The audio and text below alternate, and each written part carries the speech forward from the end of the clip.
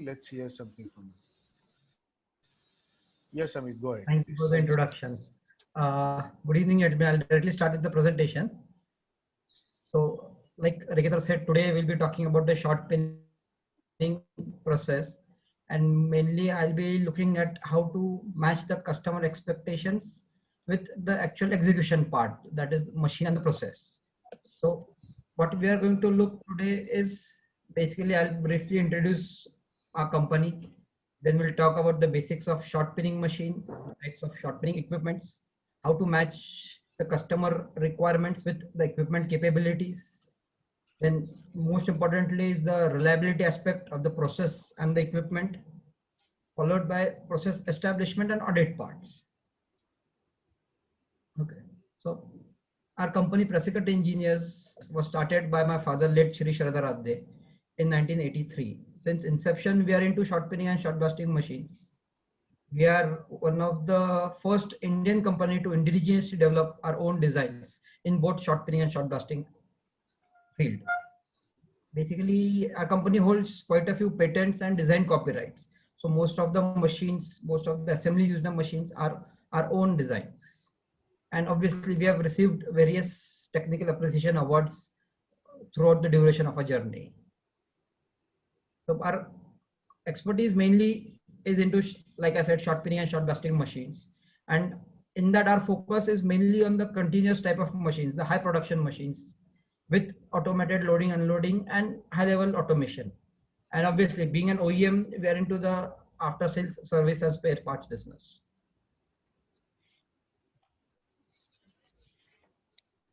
So now I'll directly jump onto the basic process of short pinning. What is short pinning? Now, like Reghe sir said, short pinning is a process in which the surface of the component is modified. And how it is modified is by creating plastic deformation on the surface. And this plastic deformation in the form of dents, micro dents, will create a compressive layer on the surface and just below the surface of the component. Now, this is the main purpose of short pinning machine process. Now, first we'll see why this is required, why we need to develop the compressive stress layer. Now, the components which are subject to dynamic loading, like gears, shafts, connecting rods, where the load keeps fluctuating. Now, such components, they'll fail before their designated dynamic life. And why this failure occurs is because of the fatigue that creeps into the component due to continuous fluctuation. Now, what the fatigue does is it will always create a micro crack on the surface of the component. So we can say the failure starts with a crack initiated on the surface of the component, and this crack will always appear on the tensile side of the component, the side which is under the most tension. So now what short pinning does is basically now search areas where a component is likely to fail because of dynamic loading or fatigue loading basically. So such areas are short pinned, and by short pinning what we are doing is we are creating compressive stresses, and these compressive stresses will nullify the external tensile stresses, thereby increasing the life of the component. So in many cases you can find up to 10 times, 15 times more life or better performance compared to non-short pinned part. Now, what are the properties that short pinning changes? First, obviously, is since it is a surface process, modifications to the surface, it is going to create some roughness. So after short pinning, the roughness of the component will increase. Now, this can either be advantageous in terms of lubrication, or it may be disadvantageous in case of increased vibration or increased surface contact. Secondly, the micro hardness of the surface is going to increase because of the short pinning. And third, the main purpose is basically to create the compressive stress layer. This is a permanent compressive stress layer which is generated on the component. Now here if you see, this is a typical stress profile that you will observe on a component after short pinning. Now this line here, this represents the surface of the component. Now you can see here, after short pinning, if you check the stresses. I think Amit, you have not presented. We are not able to see the presentation. Sir, screen sharing is on. I can see from where it is on. Yeah, but is anybody else can see the screen? Yes, I can see the screen. Okay, then it's my issue. Okay, go ahead, Amit. Okay, continue, Guru. Maybe, yeah, please, go ahead. So we were talking about this stress profile now. So this line here represents the surface of the component. Now, after short pinning, basically, if you see the stress, compressive stress increases as we go below the surface of the component. So the peak point of the compressive stress will always be below the surface. And beyond this point, again, the compressive stress, it will start to taper off into the negative zone, which is already present on the component. So this is a typical stress profile, which you will see after short pinning in every component. Now, our purpose over here is basically to generate this profile and basically to match the given short pinning requirements, the stress requirements with this profile, the actual results. And since the peak point, the peak compressive stress point is below the surface, it is always advisable to do processes like grinding after the short pinning is done, provided the material removed after grinding matches with the coincides with the same point where the peak stress is available. So this can actually be done, or this can be studied at the time of process establishment. Okay, so now we'll see how the short pinning process is measured. Now this is just a brief introduction. We'll again look into this process in depth at later stages. So now how this is done. Now, first thing to note is that for short pinning, there is no direct measurement system available, wherein the short pinning results can be measured online during a production process without destroying the component. So there are only destructive process available to check the short pinning results, and which is not feasible. So what is done is basically we interpolate the process. We simulate the process in such a way that we get something to measure which can indicate or points towards the reliability of the process. And this is called as the element strip reading. Now, this process is governed by SAE standards. All the standards, global standards, they cover short pinning under this element strip measurement process only. Who is the perfumed person?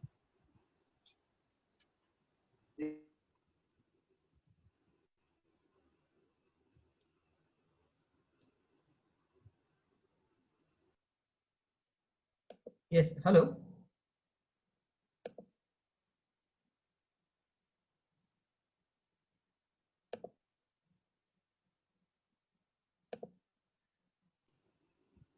Yeah, go ahead. आवाज येतोय sir? माझा इकडे mute दिसतोय. नाही येतोय. Please येतोय ना? continue. Okay. Please continue. Okay. Yes. So basically the accessories required are the almond gauge. Almond gauge basically is a plunger dial mounted on a fixture. This again is manufactured as per SAE standards. The almond strip, it is a spring steel strip. Its dimensions, flatness, material composition, everything is controlled by SAE standards. This is the almond strip holder on which the almond strip is clamped.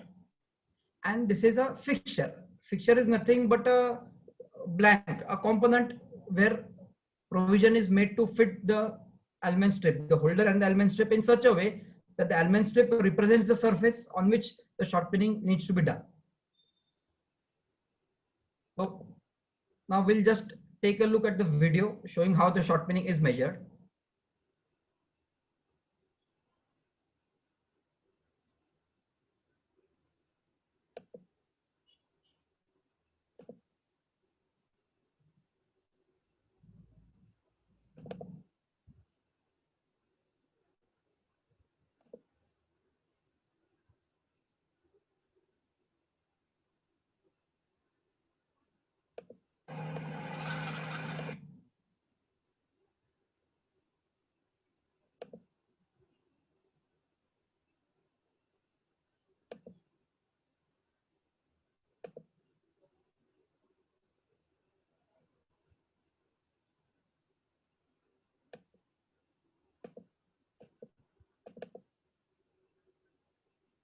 Uh, is the video visible to everyone? No, So no. video no. is not yet visible, Amit. Yes, sir. एक minute, I'll wait. I'll check again. Huh?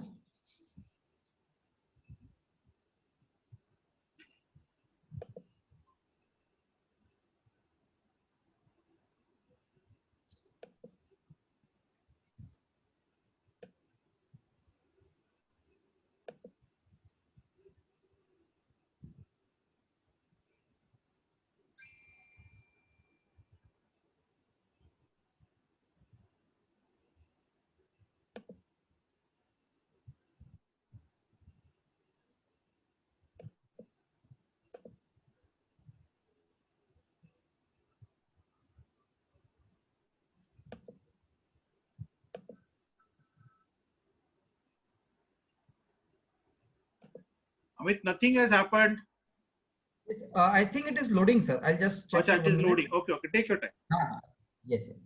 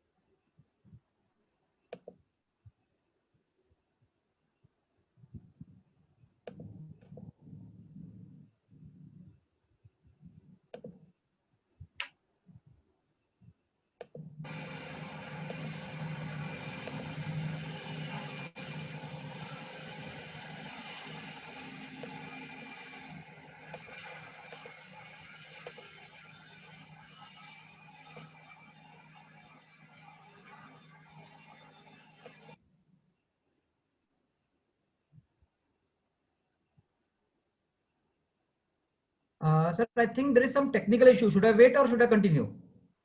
Please continue. Continue. Please Continue. continue. Continue. Okay, okay. I'll shift to the next slide.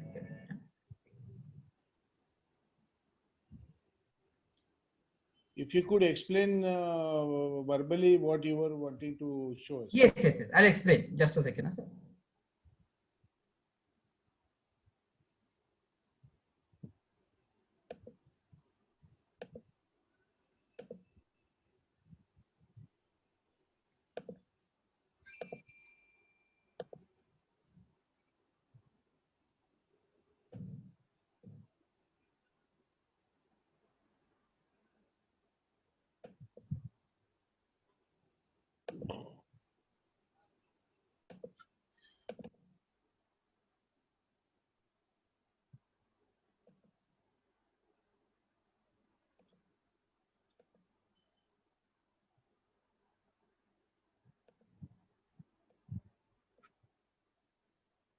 Is my screen visible now?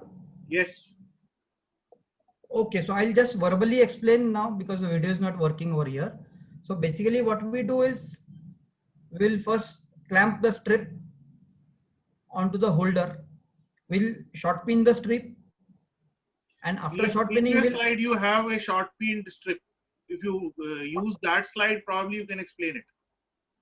Where you are showing the holder and the strip, which is short pinned. okay. In a previous Yeah. slide. Yes. Is the slide visible now? Yeah, yes, this is visible. Yes, sir. Now basically first we'll clamp the strip over here in its position. We'll ensure that the dial gauge is set to 0, obviously the first step. We'll Okay. short pin the component. After short pinning, we will unclamp the strip. Now after unclamping, what happens is because of the compressive stresses, the strip is going to bend like a bow. It will create a concave shape. So this is nothing but the Allman curve which we need to measure,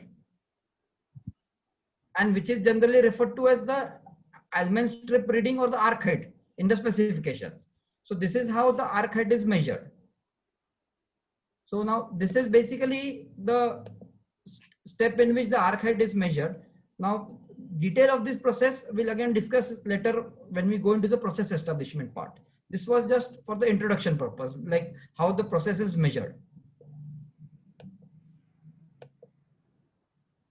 Now first we'll look into the types of shot peening equipments. So basically there are what you can say two broad categories for shot peening equipments. First is the wheel type or the airless type machine, and the second is the air type machine where compressed air is used for shot peening. Now if you look at the application side, the wheel peening machines are used ideally for mass production of a single variety of part. They have the highest productivity, lowest operating cost, but they are designed for a particular type of a part. On the other hand, shot peening mainly is used where some typical shot peening requirements are there, like shot peening needs to be done only on the selective area, or maybe internal shot peening, like internal gears, internal splines, or internal holes, where shots thrown by the turbine cannot reach. And maybe where sometimes multiple media, the shots, various types of different shots are used on a single component. So their air peening machines are used. Now the advantages, if you see, wheel peening, like I said, is mostly for the high production, high volume requirement with the lowest operating cost. Whereas air peening machine is required where you have a very small variety batch of components, but a very large variety of components. So essentially it is a universal type of a machine. Any component can be adjusted in a single machine. Then obviously the maintenance of the air peening machines are low because the productivity is also low, and more precise shot peening can be done in this air peening machine because the nozzle positioning can be precisely controlled. Now we'll just see what are the disadvantages of both the machines. Basically, being a high production machine, wheel type machines also have a very high maintenance cost because a lot of spare and consumable parts are involved. The machines are inflexible, meaning they are dedicatedly designed for a single type of a component. Whereas if you look at the air peening machine, the operating cost is very high. Now, why this is very high is because it is consuming a lot of compressed air. Even a small machine will consume up to 150 CFM of air. And with this consumption, the productivity will be close to say 25 to 30% of what a wheel peening machine achieves. So this is why air peening machines have a very high operating cost. The requirement for compressed air is very tight. The tolerances are very tight. So ideally a dedicated compressor is required for this machine. And the process reliability, again, it depends on the external part, that is the compressor. The air quality needs to be maintained precisely. The generation should be precise so that the machine can perform well. Now, generally, how we'll match this machine classification with the customer requirement? Now, firstly, it will be either directly mentioned in the standard, like do we need to use a wheel peening machine or air peening machine, or it will depend on the productivity requirement and the variety of components involved. So if the production is of a single type of variety, mass production, wheel peening machines are always suggested. If there's a lot of variety, that is different part families, then an air type machine is required. And again, a very major difference over here is the stress requirement. Now, generally, air peening machines are known to generate very high compressive stresses because the velocity generated over there is very high compared to the air wheel peening machine. But here what happens is, if you look at the automotive sector, in automotive sector, mostly the stress requirements are either up to 1200 megapascals or below 1200 megapascals. So the wheel peening machine will suffice most of the requirements. On the other hand, where if you look at the aerospace industry, where exotic materials are used like titanium and all, so there the stress requirements are very high. And even the components are of not a very straight profile. So there, since the profile is not straight, so wheel peening machine cannot match the profile tracing requirements. And since the compressive stress requirements will be very high, then we'll have no option but to go for a air peening machine. And again, the operating cost needs to be kept in mind because for same productivity, the air peening machine will have a very high operating cost. At least you can say 3 to 4 times compared to a wheel peening machine. So now, once we have studied what are the types of machines where which machines are applicable, now we'll just briefly look at what makes a reliable shot pinning equipment. Now, the first thing is to keep in mind that a shot pinning process or the shot pinning machine is going to face more abrasion or more wear and tear compared to a shot blasting machine. Now, why this is happening is, number one, the shots used in the shot pinning machine, they have a very high hardness compared to the shots used in a shot blasting machine. Secondly, the number of components present or the batch size in shot blasting machine is very high. A few 100 kgs of a component are processed at a time, whereas in shot pinning only maybe one component or a small stacked component of say 4 or 5 components are processed at a time. So rest of the shots are going to hit the machine and is going to create more abrasion. And lastly, the intensities, basically the velocities. The velocity in shot pinning machine is way high compared to what the turbine achieves in a shot blasting machine. So here again, it is going to create more wear and tear. So what is ideal is, first, the construction should be rigid enough to take such very high abrasion. So ideally a magnetic steel construction is preferred. So what this means is the outer shell of the body should be constructed in magnetic steel instead of MS. And again, there should be a sacrificial layer inside the liners to protect the component. Then the wear parts that go into the machine should be of a very high quality compared to that of a shot blasting machine. The same parts cannot go into a shot pinning machine, else the machine won't have a very good reliability, or maybe you can say it will have a very high frequency of breakdowns. So the quality of parts also needs to be changed. And like I said, the sacrificial layer, the resistant liners should be present in the machine. So not only the construction, but liners should be there. And in good machines, there should be more than 2 layers. So maybe 3 or 4 layers to protect the wear and tear or to protect the areas directly in the blast zone. Because since the wear and tear here is very high, the time required to observe the wear and tear and replacement is such that you need more than 2 sacrificial layers to compensate for that time.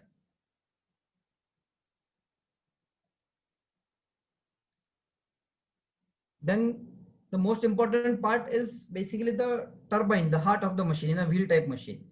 Now generally, if you look at a shot blasting machine, the process is going to take maybe speeds of up to 2400 or 2800 RPM is sufficient. But for a shot pinning machine, the turbine needs to go as high as 3600 RPM, because the more the velocity, the better the results will be. Again, the number of blades should be more compared to a shot blasting machine. The wheel diameter should be bigger compared to a shot blasting machine. So now, why these two things are important? Now, if you look at this equation, now velocity, centrifugal velocity is simply pi dn by 60, where d is the diameter of the blast wheel and n is the RPM. So the more we increase the diameter and RPM, the more velocity we are going to generate. And why velocity is most important? Because in shot pinning, what we are doing is we are converting the kinetic energy of the shots into impact energy, which is going to create the deaths. Now, a simple formula for kinetic energy is half mv square, where m represents mass, which is the amount of shots that are thrown onto the component, and v is the velocity of the shots, which is controlled by the RPM and the diameter. And if you look at the equation, it's v squared. So the kinetic energy is highly sensitive to velocity, because even a slight change in velocity will have a squared effect on the impact energy and thereby basically on the arc height. Now for air pinning machines, what we need basically is motion control systems, because we need to control the position of the nozzle from the component, that is the standoff distance, which is always fixed in a wheel type machine, but in an air type machine, it is always going to change.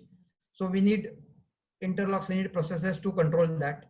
Then to cover certain area, the nozzle has to reciprocate, because the shot pinning area is going to be very small in a nozzle type machine. So again, the reciprocation needs to be controlled.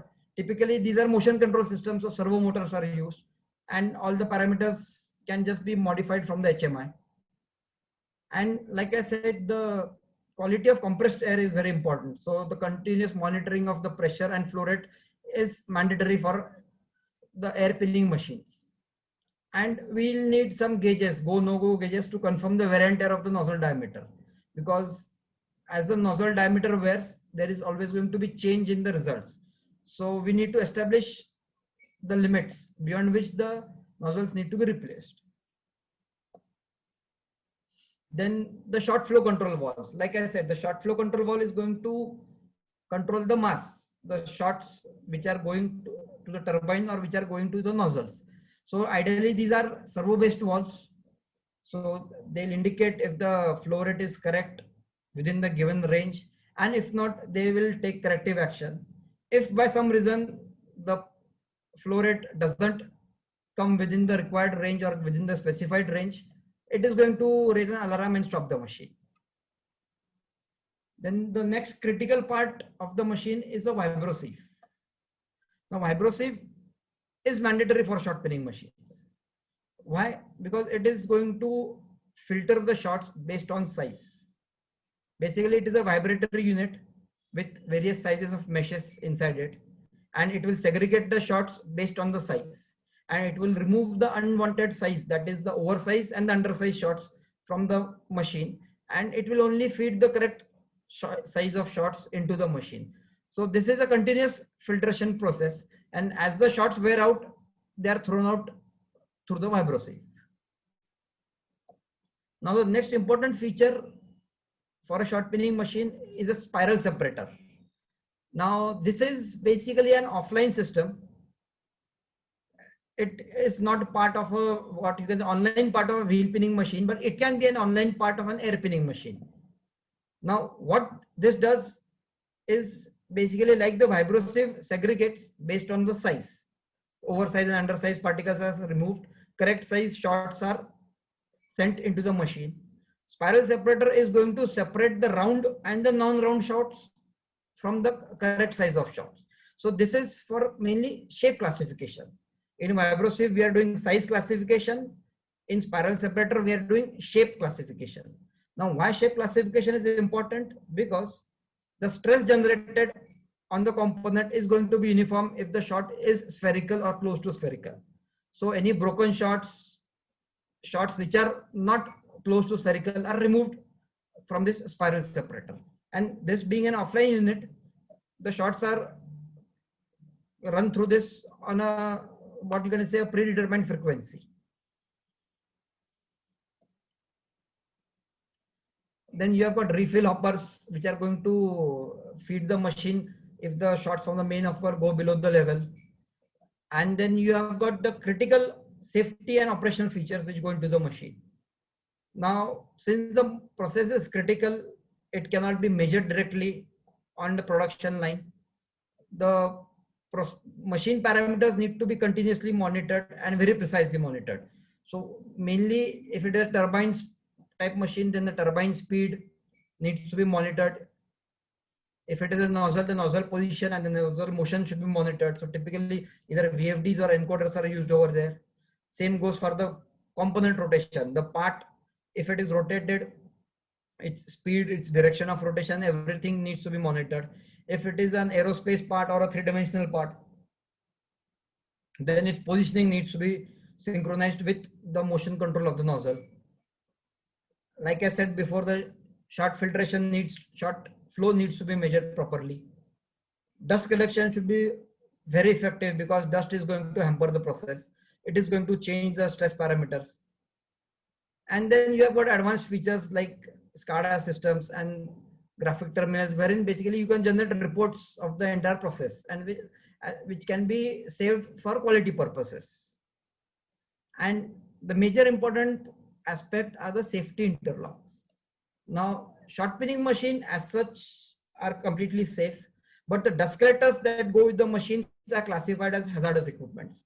Now, why they're classified? Because they are prone to catch fires, because the dust generated in the process is pure carbon dust, which is highly flammable. So a good quality dust collector should have some fire safety features like CO2 injectors, temperature sensors, exhaust vents, and they should be interlocked either with the machine or with a central safety system or a SCADA system of the company, basically. Okay, now what we'll do now is we'll shift to the process establishment part. Now we have seen what are the types of machines, how they're classified, reliability, what are the parameters that go into the machine. Now we'll see how the process establishment needs to be done. So like I had shown earlier, the basic things that you need is obviously steel shots.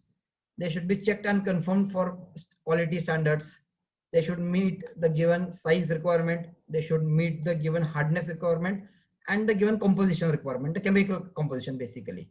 Then, like I had shown you, you'll need element strips, holders, gauge, and the fixture, and the shot pinning standards for reference basically. So now what the first step we are going to do is we are going to check the hotspot of the machine. Hotspot is simply where the shots are targeted inside the machine. So we need to ensure that the shots are targeted on the component and not anywhere else. Because the shots, if the hotspot is not set correctly, instead of processing the component, it is going to damage the machine. So for air pinning machine, this process is fairly simple. You can put a laser pointer onto the nozzle and just check where the nozzle is pointing and the cover it is, the area it is going to cover. For wheel pinning machine, it is slightly tricky. Now for wheel pinning machine, we need to place a large plate inside the machine and short pin that plate. The plate is typically, you can say, 1.5 meters, 1.2 meters in height and 300 to 400 meters in width.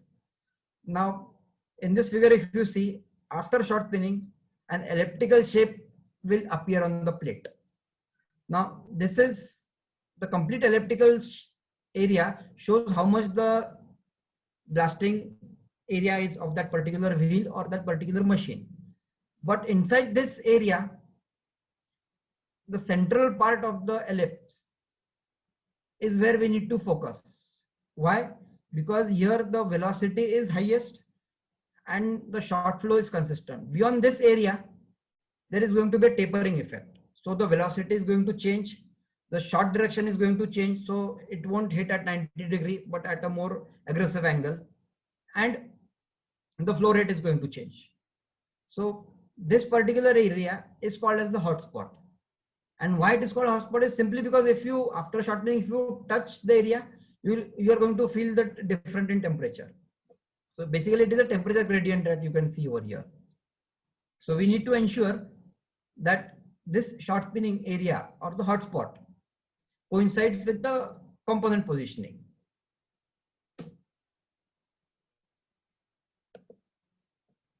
Now, once this is done, the next part is to establish the saturation curve. Now, earlier we had seen what an arc height is. Now, using that same concept, we are going to establish a saturation curve. Now, I'll just explain what this saturation curve is. Saturation curve, firstly, basically it is a graph. It is a graph of arc height against the exposure time or the cycle time. Now, what we do, obviously the graph is going to start at 0, 0. So we are going to take readings at various cycle times or various time intervals, say 30 seconds, 60 seconds, 120, or say 1 minute in a specific interval. And we are going to record the arc heights after each cycle. Now, we are going to first arrive at a point where we have achieved our desired arc height. Now, say the standard say you need 0.5 to 0.6 mm of arc height. So if you achieve 0.55, 0.52, which is in the range, and you say it is acceptable, you will mark that point as time t. So suppose in 2 minutes I have achieved 0.55 and the given range is 0.5 to 0.6. So my requirement is within range and I want to set the machine at 0.5. I don't want to go beyond 0.55 and I don't want to go near to the lower end of the requirement. So now what I'll do is I'll double this time. So it indicates 2t. So my reading at t 2 minutes was 0.55. So next reading I'll take at 2t, that is 4 minutes. So at 2t I am going to get one reading. Now the difference between these two readings, difference between the reading at point t and point 2t should be 10% or less than 10%. Now if this condition is achieved, then we can say that the point t, where the first point where we have achieved our desired arc height, is the saturation point. If not, then we again go back, we change the process parameters and try to establish the saturation point. Now what this point denotes is any cycle time beyond point t is stabilized exponentially. So no matter how much I increase the time, the arc height is going to remain within 10% of that range. So now the point is saturated, or you can say the process is stabilized. So the machine needs to be operated at this point, the saturation point, or beyond this saturation point. The machine cannot be operated below this point, because below this point there are going to be uncertainties, there are going to be variations in the process. Beyond saturation point there are not going to be any variation. So even if I after t, even if I short pin for 5t or 10t 10 times, the reading is not going to change. So this is what we call as the saturation point, or establishing the saturation curve. This curve is called as the saturation curve. So our requirement should fall in this region, that is the saturation point, or beyond this region. So now here I have just put some typical readings from one of our customers. Now we have started reading 30, 60, 90 seconds. So time interval is of 30 seconds. Our requirement is in this range, like I said earlier, 0.5 to 0.6. So now what I can do, the first point which I have achieved is 0.53, which is 120 seconds, so which is 2 minutes. So now what I am going to do next is I am going to double this time. So it's 240. So now if you see the difference between the two readings at t and at 2t is 10% or less than 10%. So we can say this is the saturation point. And the saturation point will always be the first point that you see into the table. This can also be at the point, but technically this is the saturation point. Now, if you see, even if I go up to 300 seconds, that is 5 minutes, the reading is not changing. So now, beyond this point, the process is stabilized now. So no matter how much I short pin, I am going to get the arc height which is within the given range. So it is always preferred that you set the machine, stabilize the machine at saturation point and operate it slightly above that point. So there are no variations involved. So this is how we take the arc height measurement concept. We use it for drawing, or you can say generating a saturation curve, establishing the saturation point. The third stage what we are going to do after this is to check the coverage. Coverage, simply put, is the area which needs to be short pinned should be completely hit by shots, or should be completely covered during short pinning by the dents, micro dents, which are going to be created. Now how this is done is simply you put either a chalk powder or a fluorescent paint, water waste. Basically you have to use fluorescent powder, you can't use oil based paints over here. A fluorescent powder applied on the surface evenly, let it dry and short pin the component. Short pin at the saturation point, at point T. So at point T, what is going to happen is the chalk powder or the fluorescent paint is going to get completely removed. So this indicates that the complete area is covered, it is being hit by shots properly. So it maybe a particular area will be hit more than one, some area will be hit only once. That is not the criteria. We just need to see that the complete surface is covered. Now if you achieve that, then what you say is you have achieved 100% coverage. If the fluorescent paint or the chalk powder is removed, you have achieved 100% coverage at the saturation point. So now the machine arc height is established at saturation point. So machine is going to operate within this range of arc height. You have achieved the 100% coverage. So beyond this, the coverage is going to increase. It is never going to decrease. So the machine now operates at saturation point or beyond saturation point. Now, how this is determined, where the machine is operated? Again, it will be mentioned in your specification.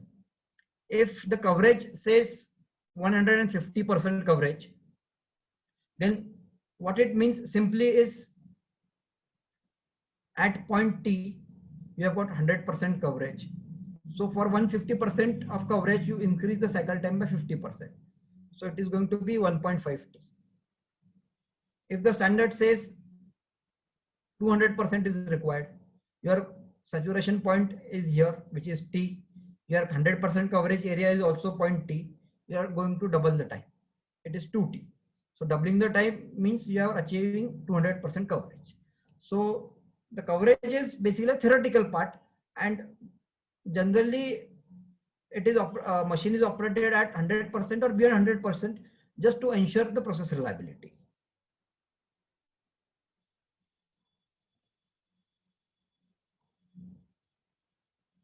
Okay, now what you can say, the process part is established.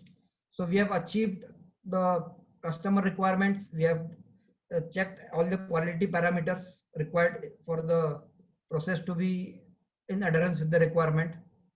Now we'll short pin the part. After short pinning, basically the last stage is to measure the compressive stresses, because this is the ultimate goal of the short pinning process, is to generate the compressive stresses. Now again, if you see here, there are various methods available for checking the compressive stresses. The most common and globally used is the X-ray diffraction method.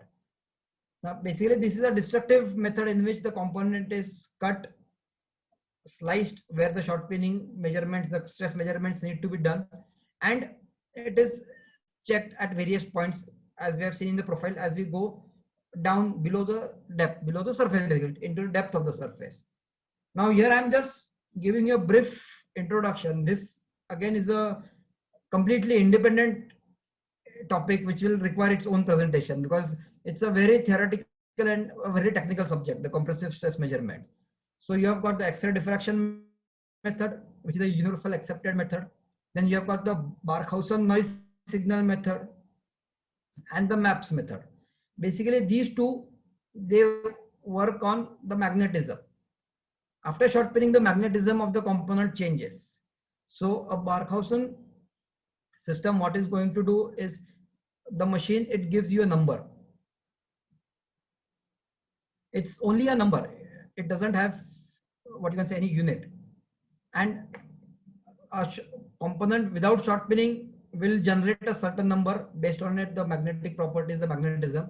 And a component after short pinning is going to generate a number. So it is always going to have a range. So these methods can be used, but the Barkhausen noise test and MAPS, they are not universal methods, because these apparatus, the tools to measure, or you can say the machines used to measure, need to be developed for particular components by the individual end user or the customer. They are not readily available in the market. Then you need to study all those requirements, and then based on that, generate a machine that will give you readings within that required range. This is just some detail of MAPS, which I won't go into any further. Now, basically, we'll look into the process audits and documentation part. Now, as you have seen, the process is quite critical. There are no direct measurements available. You rely on interpolation and simulation to establish the reliability of the process or the machine, you can say. So the documentation part is very important. Now, typically what all is required in documentation is, firstly, the process part, the quality sheets, the production sheets wherein the daily log is maintained. This detail I can share with you individually if required. Then you have got the maintenance control, basically the maintenance plan which is required. So basically you have got a preventive data sheet based on your experience, what all needs to be checked into the machine so that the process parameters don't alter or they don't create any unreliability factor into the machine. And lastly, the most important part is the calibration. In calibration, basically the equipments that we are going to use, the almond gauge, almond strips, holder, fixtures, the vibrosive meshes, because they will have a particular size based on your shot size, and the shot flow control valves. They need to be, and with shot flow control valves, you will have the sensors which are picking up the signal from the blast wheel. So the motor basically. So these needs to be audited. They need to be checked. Now for almond strip, almond gauge and fixtures, you have got the almond standards, basically the SA standards. So they can be used. Frequency again here is determined by the end user. There are no standards specifying what should be the frequency. Vibrosive mesh, again, you have got SA standards for selection. So you just need to ensure that those meshes are used in the machines which are selected as per the charts. Then obviously a personnel audit, the operator audit needs to be done. He understands the machine working, the interlocks, what all problems can occur in the machine and what all corrective action need to be taken. General housekeeping to ensure the machine is running in good condition. And finally, the shot audit. Now this is not part of the machine, but shot quality audit is very important, because if you see, shot pinning, to check the process, we are doing shot pinning on an almond strip, which is a spring steel strip, a soft strip. It is not hardened strip. So achieving arc height is possible by manipulating the process. Now we manipulate the process, we change the parameters, we achieve the desired arc height. But if the shot quality is not correct, in the sense the shot size and the shot hardness, what is going to happen is when we shot pin the component, the correct corresponding stresses will never be generated. Because simply put, the shot has to be higher in hardness than the surface. If it is not higher, if it is not harder than the surface, it is not going to create the dents which are required. So hardness is very important, and the size, because again the impact energy, the mass, it will depend on the size of the shots. So these two are very important and they need to be monitored continuously even in production. So what is the right way to check the quality of shots? Now generally what happens is shots are ordered in bulk quantity. Few hundred kgs are ordered at a time, maybe even up to 1 ton, 2 tons are ordered, and they are individually packed. They are packed in gonies of say 25 kgs, or they come in heavy bags of 100 kgs depending on the supplier. What the correct method is, basically once the shot are received, you need to open all the packs, mix all the shots together. After mixing, you need to take out a few samples, 3 samples, 5 samples of say hardly 50-20 grams quantity, and the number of samples again can be determined internally. There are no specific standards indicating to that, and each sample should qualify the given requirements. That is the size requirement. In sample you should have all the shots within the given size requirement. Second is the hardness. All the batches should have a uniform hardness. And third is basically the chemical composition, like all the chemical compositions of all the short batches should be the same.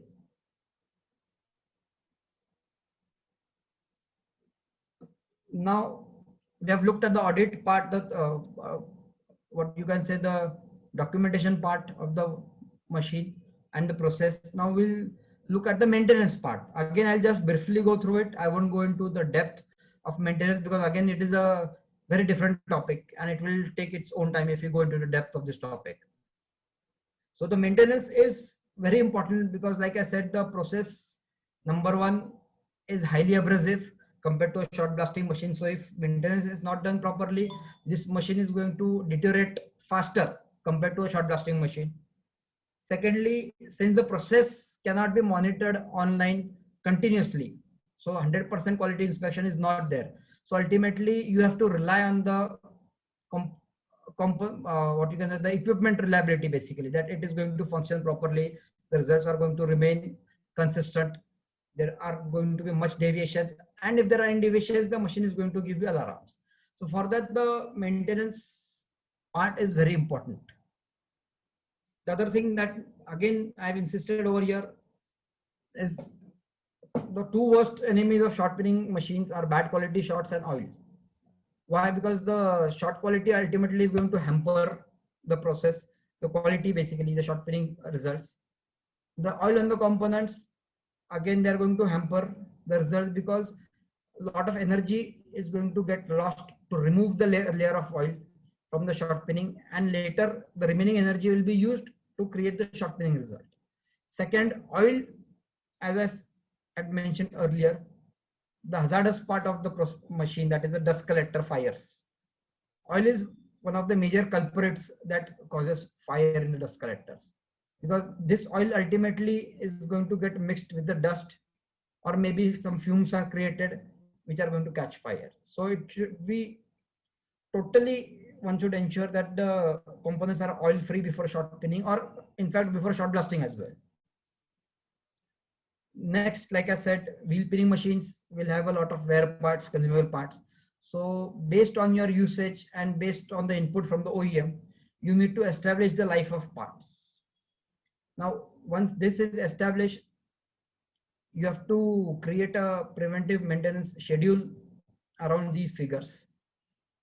These figures either can be maintained manually by, what you can say, by defining frequencies of each and every area, maintenance areas, and when it should be done, or it can be built into the system, the machine as well.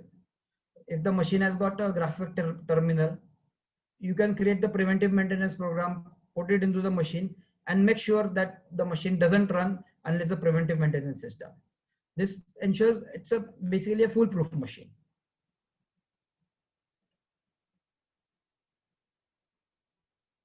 And again, these are very basic points. Basically, you need to replace the wear parts before failure. You shouldn't wait for failure to occur, because it is a dynamic machine. The turbines are rotating at very high speed. So if something breaks, it is going to damage more than one component along with it, which is harmful for the machine and which might create permanent damages as well. So it is very important to follow preventive maintenance and to replace parts before the damage occurs. Thank you. So now, if there are any questions, I'll take them.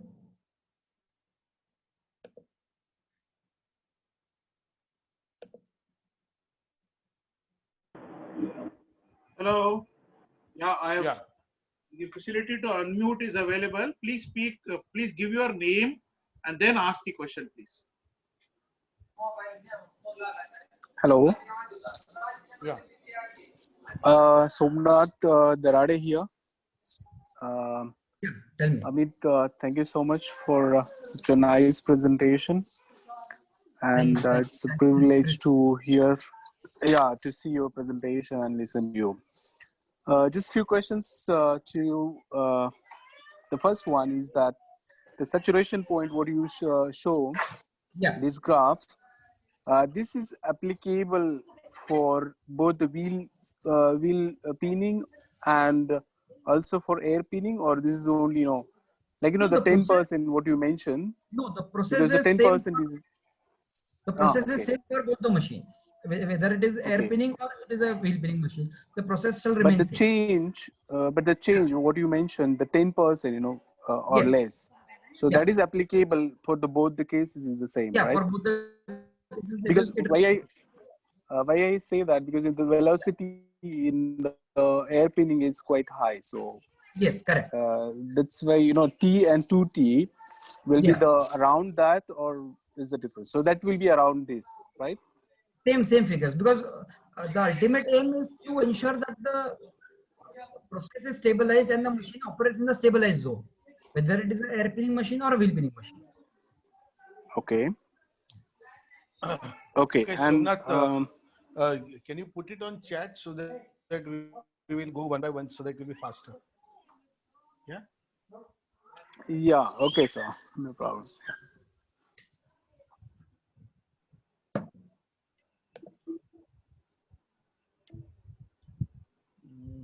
Just screening through whether we have any questions in the chat box. Yeah, but yeah, excellent session. Very in-depth details. Yeah, who's this? Redmi Note 5 Pro. Can you identify yourself in chat box itself? Depending on the material to be shot pin, how process parameters for the same is determined systematically? Yeah, that's the question. Amit, the question, depending on the material to be shot pinned, how process parameters for the same are determined systematically? Basically, sir, the process parameters, if you look from the machine point of view, they will remain same irrespective of the material. Because what we are doing is we are focusing on the process, and what the process is basically the arc height rating, which is taken on the element strip. So that element strip is going to remain constant. What is going to change are the results. So for the same arc height, if the material changes or the hardness changes, the results are going to change. So that is what you can say part of R&D or product design, part design basically. It is not part of the short pinning process or the short pinning equipment. Yeah. Because we operate irrespective of the material. Yeah, I think the quality control for short pinning. What are the quality control methods for short pinning? I think that's what he explained, like the machine, then the vibro sieve, Yes. which is mandatory, the spiral separator, that is Correct. mandatory. Yeah. All No, the that is I think that is as the process control is concerned. correct. Yes. But what about the final quality control on the product? Okay. Sir, for final quality control, like I said, the ultimate goal is to achieve the compressive stress required. And there are no standard a single document which covers everything. What we have to do is we have to establish our own documents. We'll have to create our own documents based on what we have done in the process establishment part. So what our documents are going to cover is basically our own experience of how we have derived the results.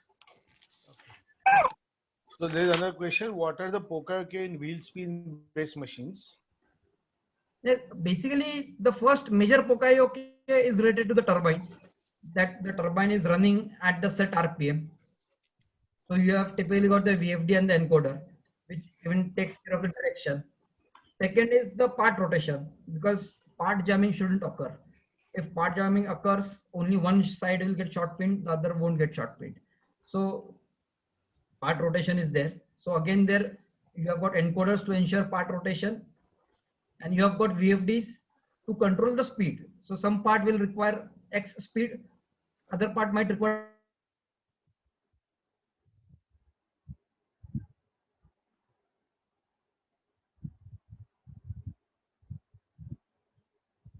control valve is there for Poka. So if the short flow is not correct, it is not within the set value, then basically the machine is going to stop.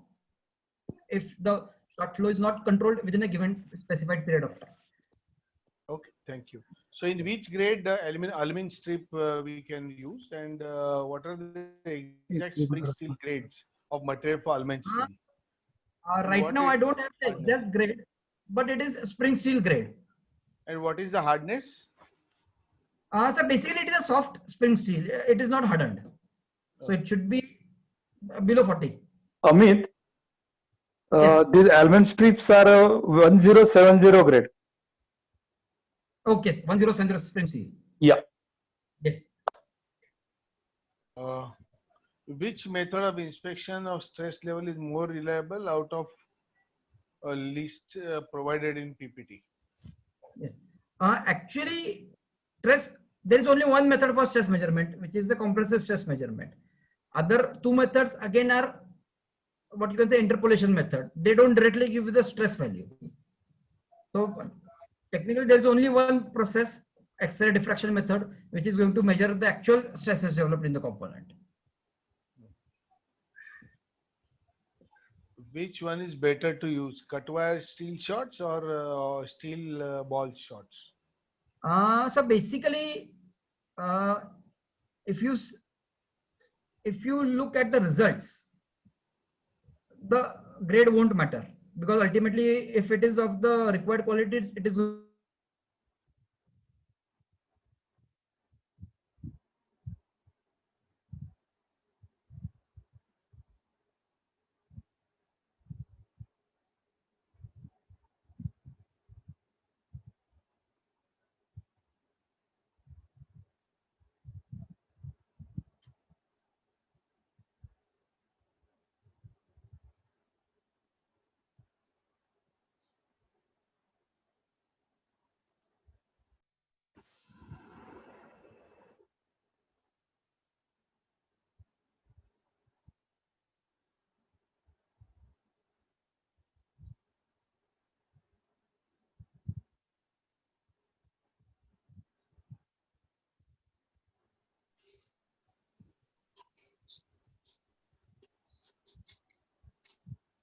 yes, sir. Am I available now? I got disconnected. Yeah, you are aware. Just wait, let me admit all the others also. Yes, I'll wait. Yeah.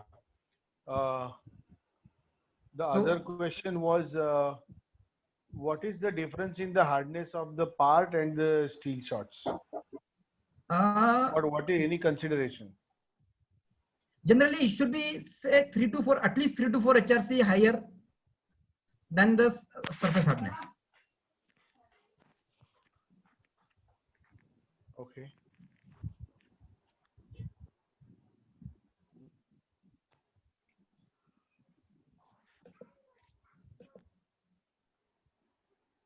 What is the preferable loading method for helical bore gear and gear integrated shaft to meet better coverage?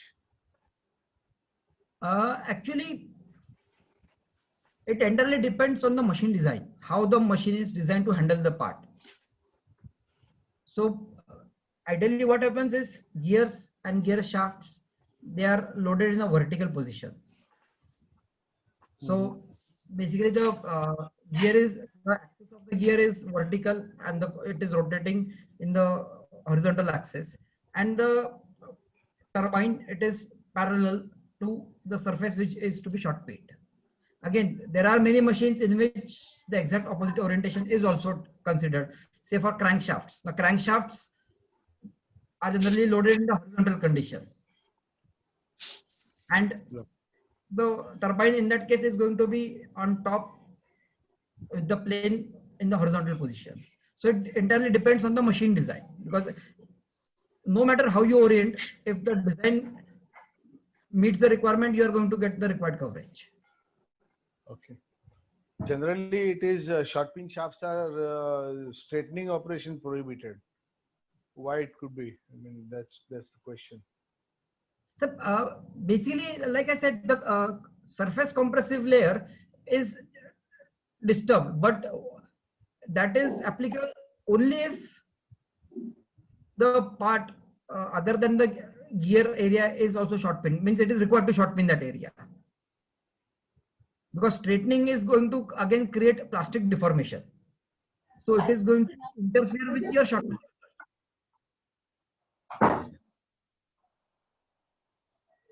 Can you suggest any cut wire short supplier? Sir, actually there are a lot of manufacturers. Means it is a commodity item. So means naming one won't be possible now, but there are a lot of suppliers, traders are there, manufacturers are there in India, and all of them make comparatively good quality shots, because ultimately everyone has to buy a wire from the same source. Oh yeah. So what is a minimum assured improvement in properties with short pinning? That's what the question is. It depends on the design actually, because if you look at the theoretical, the literature of short pinning machines, the literature says that components like springs, connecting rods can have improvement as high as 900% to 1200% in their performance. So this improvement mainly is determined by the product owner, basically. The part designer, they will do their own in-house testing. They'll check what are the pros of short pinning machine, how much the life is increased, and up to how much point they want to increase, and then they'll put on those data onto the requirement sheet, basically. So for every part, it is going to be individual. It is not what you can say generic range for all the parts. So any guideline whereby how much is the life increase of parts by short pinning? Yes. Means minimum you can consider is 150 to 200%. Yeah. Do we require And it should go magnetization? beyond. Do we require demagnetization after short pinning? No. No, it is not required. Yeah. In Pune, we can check compressive strength by X-ray diffraction method. Who can check? Yeah. So basically, ARI in Pune, Yeah. there are How actually much? only 3-4 centers throughout India where it can be checked. Yeah. What is the test cost? The test is huge.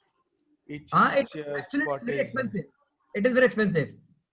Measuring one point at one location should cost you around 7,000 to 8,000 rupees. Yeah, correct. Rejected shots of short pinnings can be used for short blasting. Yes, Interesting. definitely. Yes. Is stress relieving must for short pinning? I don't think so. No, actually, I would say other way around. Short pinning is sort of stress relieving. Stress relieving, exactly. So Yeah, so no other process for Not stress relieving required. will be done after short pinning. compressive stresses remain same after gear teeth grinding. After short pinning, yeah. No, they it won't. is- Like the graph which I had shown, there is going to be a slight increase below the surface, and then again it is going to taper off. So it No, depends. the point is, the question is that after short pinning, if you do the gear grinding, whether the It's going to stresses, change. compressive stresses are going to remain or not. They will remain, but the value will change. They can increase. They can also increase because the peak point, the highest point of compressive stress is below the surface, not on the surface. Yeah. So if you grind up to that point, then you will actually get more compressive stresses after grinding. Correct. Surface microstructure of short pin part. It changes. Like I said, there is change in micro hardness. No, microstructure is talking. It's totally. No, there won't be any change in the microstructure because there are no metallurgical changes.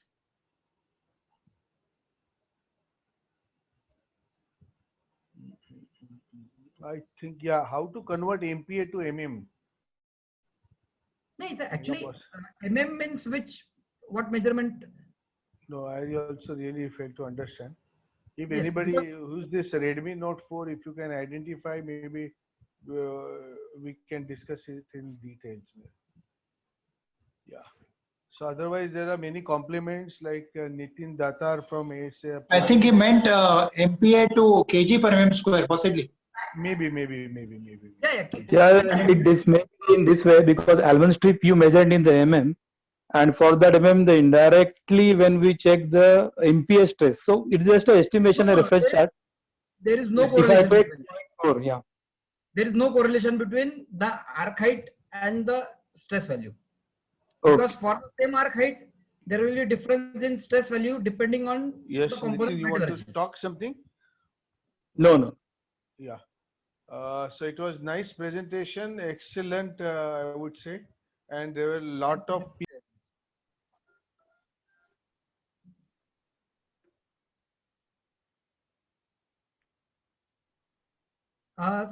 Hello. So I'm not able to hear you. Yeah, sorry. It was a nice presentation and a nice explanation of detailed processes of short pinning. I think one of the best so far. Thanks, Amit, for doing it great. And you have also promised me that you will do it for short blasting next week.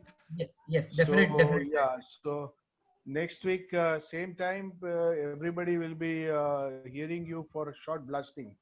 Actually, Okay. we Sandeep, think that next week short something blasting else is there. that is 5th, no, 29th May, I think, 29th no. is already booked. 29th is already booked. 5th June is also booked. We now have a slot available on 12th. No, 29th is, which one is this? 29th, Abhay is going to talk about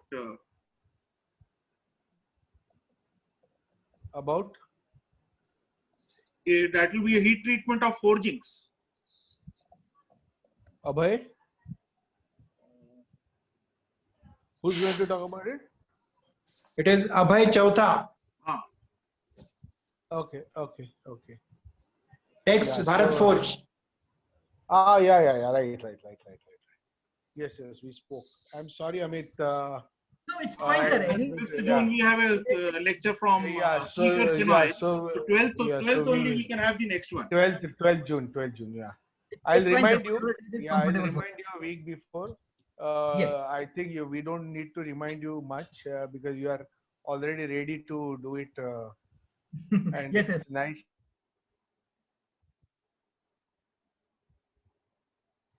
Okay, thank you all, and thank you, Mr. Chair, Mr. Sudhakar Bonde, for and Secretary Mr. Sandeep Rege. I am now ending the session. Thank you very much for attending it.